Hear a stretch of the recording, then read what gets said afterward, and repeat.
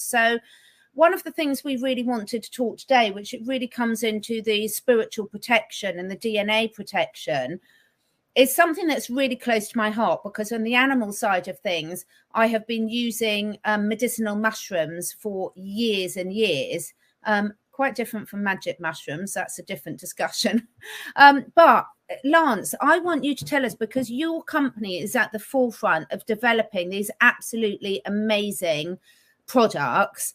And, you know, the reason I just love them all so much, and, you know, the algae oil that I've got here that we've spoken about so much, there's never a day when all my cats and all my dogs don't get this. And if I'm lucky, there's some left for me. But they take priority for that. They absolutely adore it. Your quality of what you source and the way you produce it is second to none, in my opinion. So tell us about, you've got some exciting new products that you've launched recently to tell my listeners about. And most importantly, how they can work on both the spiritual and physical protection side of things. Yeah, definitely, Catherine. So I'll share this little short presentation that I've got put together, you guys. And I'll go through it quick, but it's very, very fascinating information. And it relates to 9/11 and a lot of, you know, things that weren't actually supposed to really get out. So can you see this, Catherine? We can see that. Yeah, you might. That's it. That's even better. Okay. Perfect, Lance. Awesome. So I've titled this 9/11 Mysterious Mushrooms and Spiritual Protection. So after 9/11, the U.S. Department of Defense, in conjunction with the NIH and NIAID, they have a program called Biodefense BioShield. And they were looking at different let's just say compounds in nature that can be harmful. You can see them on the screen. I'm not really going to speak them out loud, but it relates to birds, pigs, cows, things like that. Yeah. And they wanted to find basically counter agents to these compounds, if there were counter agents, because again, you know, you remember, and everyone who's old enough to remember that time, there was a lot of fear going around about these different you know, things in the air and things circulating. And so it was important for the government, you know, the good people within and the military to find things that might, you know, counteract some of those harmful compounds. So they were looking at research, and what happened was there was 200,000 different samples that were submitted to this particular study. Some of them were pharmaceuticals, you know, synthetics, and others were natural compounds, and many of these were mushrooms submitted. And this is information coming from Paul Stamets. You know, he was the main mycologist and scientist who submitted these mushrooms. And what happened was he was not actually supposed to get the information back. You know, these are his words that he's spoken publicly. But something happened where, you know, divine intervention, God, whatever you want to call, you know, the higher power definitely intervened, and he actually got sent the results. Okay. And one mushroom in particular, Agarikon, and this is not to be confused with Agaricus. This is Agarikon, were extraordinarily strong and literally off the charts in terms of its activity. I wish that I could go deeper on that, but you know what I mean. It has strong biological activity, and I'll touch on some of it. But what happened then after that was fascinating. So these results came back.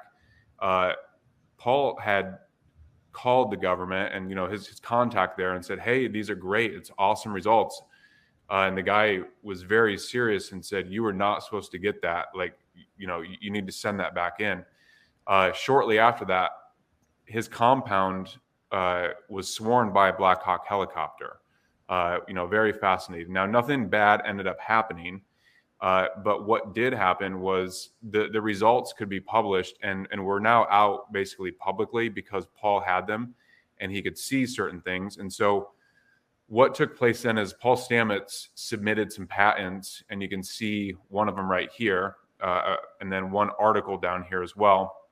And it did show that it was, you know, active against those things relating to cows, birds, and pigs. And also there's some compounds in there called coumarins that were very fascinating to a research institute in Chicago. Something else, just kind of given how powerful this is it was shown to actually neutralize a toxin called neurotoxin VX. And, you know, this isn't something that we'd really come across in our everyday life, but it just shows the potential and the power of what this Agarikon is. And so clearly, you know, with people wanting to support respiratory health and lung health, and just what's been going on, this mushroom is extremely relevant and important for what's taken place. But that's really just the sort of physical properties of this. And it gets more into the spiritual side. So the Greek physician Dioscorides, he called it elixirium ad longum vitam, the elixir of long life. It's also known as quinine conch. A lot of people know about quinine and, you know, how that's supportive for our health. This mushroom, Catherine, actually grows to be the oldest living fruiting body mushroom that they currently know of, or that scientists currently know of. They can live 50 to 70 to 80 years old out in the wild. And so what happens is, because they're living so long, they themselves have to produce compounds that protect themselves from all the different contaminants out in the wild and in the forest. And so what takes place then is this conversion and this nutrient assimilation and production. And when we humans take these mushrooms in, it actually can support us in different ways. So again, this Agarikon, it's really known for respiratory health, immune system health, supporting a healthy inflammatory response, neurological health. But where it gets fascinating is the spiritual side of this. Okay. So they would actually use this as what they'd call like a spiritual medicine. And they used it to protect themselves from, you know, demons or dark entities, things like that. So the Haida people in the Pacific Northwest, in the US and in Canada, have traditionally used this and use it for all these different reasons. But again, the biggest was the spiritual protective effect of it. They said that it helped to treat things caused by the spirits. So, you know, shamans would actually carve animal figures into the conchs of these mushrooms and then place them over their graves, because they believed that it would help protect them from protect them from demons in the afterlife and dark entities. It's also been shown, you know, to be a very spiritually protective mushroom in terms of women's sexual health. There's different things as it relates to sexual health of women in particular that this mushroom physically helps to support. Again, it's one of these things that I can't really code word talk about, but it's very important for young girls in particular and young women, you know, and it relates to HP, and I'll just leave the last one off of that. But it's relating to those things, and it's been, you know, really thought to help promote the survival of the human species who have been around this mushroom because of all the different contaminants that have taken place in plagues and things like that, that this mushroom may have actually helped to protect people in that regard. It's also been known to carry fire as well.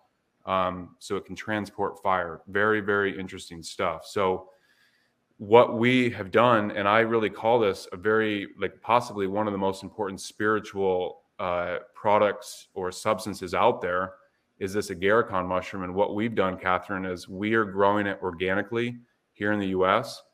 We genetically test each strain of the species to ensure that it can grow at its maximum fullest potential, so that ultimately it has the strongest and highest amounts of these bioactive constituents in there, because that's really what we want. And so what we're doing is we grow it longer to give us a much stronger product and produce these constituents that are testing at levels, you know, when we compare it to others, at much higher percentages. And, you know, of course, I'm not ever going to put down any companies, especially any mushroom companies.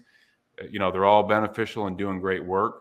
We've just wanted to bring out a couple products that are going to differentiate and really be as strong as possible. So that's what we're doing. And you can easily mix it into things like yogurt, juices, smoothie, granola, cereal. You can cook with it as well. You know, so it's a very interesting, fascinating product. And it's doing very well for us already. We just launched it, and the word is definitely spreading. It's absolutely lovely. And I do want to say to people, we'll come on and talk about it in a minute, but you can use it with your pets as well. And I know you can put it in all those different things, but I actually, because I work with self-selection a lot with herbs and things, it's really, really important. And I love literally just taking it neat. It's absolutely, it's just delicious. Yeah, thank you, Catherine. And you know what you said on the taste and like the feel of it, it's very important. And it's this sort of like visual or physical like evidence of what we're doing as it relates to the growing process. Okay. And I'll explain this. So you've noticed, like, I know that you've tried other mushroom powders out there. This one, you can taste that it's a little bit more like dense, let's say, and not energetically, but dense physically. And that is a very good thing because what it's doing, and the color is darker too. You've probably noticed that the color is a little bit darker than other products. And the Agaricon naturally is a little bit darker, but the lion's mane as well. If you compare that to other products, you'll see that ours is darker. And that is the result of us growing them longer and producing these, you know, more active constituents within it. So what about the lion's mane product? Because you've got a new lion's mane product as well, which a lot of people would have heard of lion's mane. Absolutely so much to say on this. I mean, we could do 2-3 hours on this easily and not run out of information. Definitely. So I've got an actual lion's mane mushroom here that I'm going to hold up. So you can see this. Amazing, this is the fruiting body. You can eat this. These ones taste good. You know, some of the mushrooms you definitely don't want to consume like that, but the lion's mane is wonderful. And yes, just like you're doing, it literally tastes like seafood. If someone's into seafood, it sort of has like this oyster. If you're cooking it, the powder isn't going to taste necessarily like the seafood, but if you're cooking the actual mushroom, it will. Powder tastes like quite chocolatey. Yes, and that's like, again, you'll notice the taste difference in these as compared to others. So I'll share this real quick as well, Catherine, on the lion's mane and what's going on with this. So lion's mane, a lot of people know it. It's called Hericium erinaceus. This was reserved back, you know, hundreds, thousands of years ago, only for the royalty throughout Asia because of the exquisite taste and the neurological benefits. Now, monks have also used it for hundreds or thousands of years to support them in their meditation, you know, the strengthening of their nervous system. There's a phrase around lion's mane. It's commonly known as giving a person memory of a lion and nerves of steel.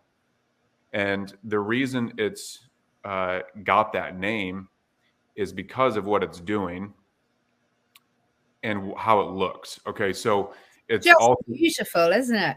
Yes, it's so beautiful. So they call it the brain mushroom as well.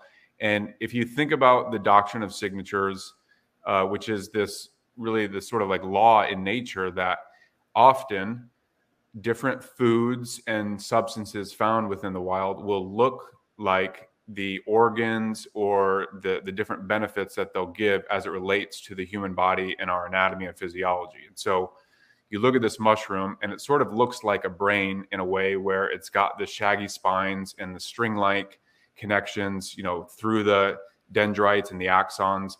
And how this functions then in us as humans is it will help support these neuronal connections, the synapses and the axons connecting, and it supports the myelin sheath, which is like the electrical insulation that wraps around all nerves and neurons to transmit this electrical movement across neurons and throughout the brain and the whole body.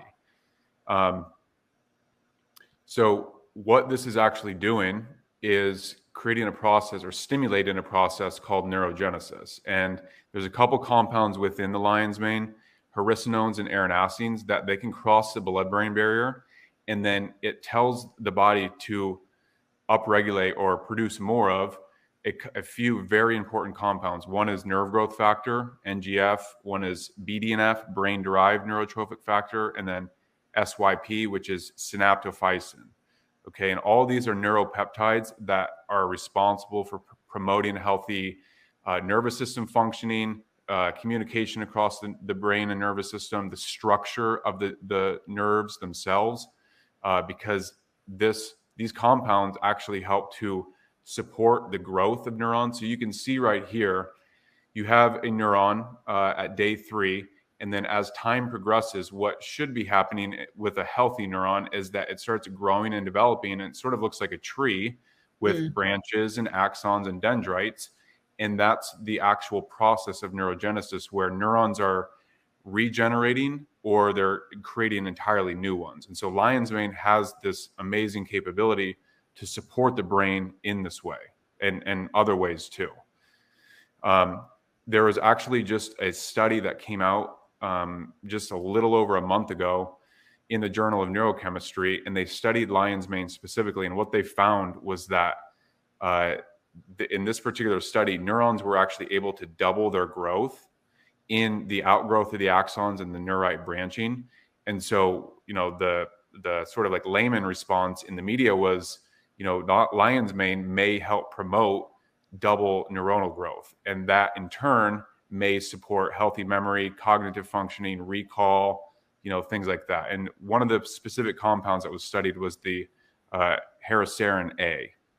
So that took place.